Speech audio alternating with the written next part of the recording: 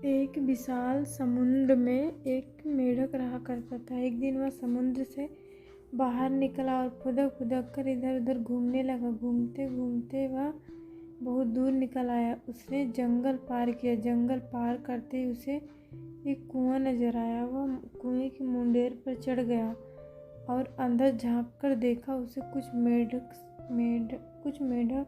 कुएं में नजर आए। उसने मिलने के लिए वह फौरन कुएं में कूद गया। कुएं के पानी में जाकर वह मेढकों से मिला। वो उसे अपने सरदार के पास ले गए। मेढकों के सरदार ने उससे पूछा कि तुम कहाँ से आए हो? समुद्री मेढक ने उत्तर दिया, मैं समुद्र से आया हूँ। कुएं में रहने वाले मेढक ने कभी समुद्र नहीं देखा था। वे आपस में खुसर फुसर करने लगे। मेढकों को सरदार को भी कुछ समझ नहीं आया। उसने पूछा, यह समुद्र क्या होता है? समुद्री मेढक ने बताया, वह स्थान जहाँ पानी ही पानी है, मैं वहीं रहता हूँ। घूमता हुआ यहाँ आ गया। मेढकों के सरदार ने उत्सुकता से पूछा, कितना बड़ा होता है समुद्र? समुद्री मेढक ने उत्तर दिया, बहुत बड़ा, बहुत ही बड़ा, जिसका अंदाज़ा लगा पाना बहुत मुश्किल है।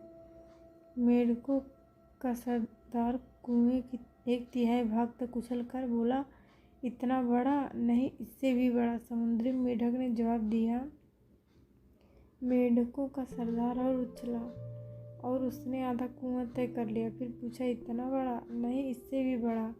समुद्री मेढक बोला। फिर मेढकों के सरदार ने उछलकर पूरे कुएं की ऊंचाई नाप दी और पूछा, इतना बड़ा? समुद्री मेढक ने हंसते हुए जवाब दिया, इससे कहीं बड़ा, जिसका अंदाजा ही नहीं लगाया जा सकता।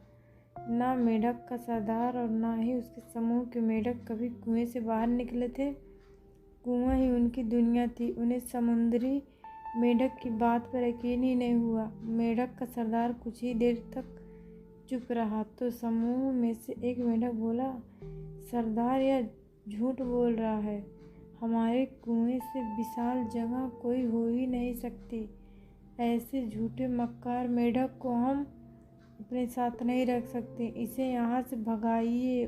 उसकी देखा देखी समूह के अन्य मेढक भी चिल्लाने लगे, इस मेढक को यहाँ से निकालिए, इस मेढक को यहाँ से भगाइए। मेढकों के सरदार को भी आखिर उन लोगों की बात सही लगी। उसने आदेश दिया कि इस झूठे दगाबाज मेढक को यहाँ से भगा दिया जाए। सबने मिलकर समुद्री मेढक को कुएं से बाहर निकाल दिया।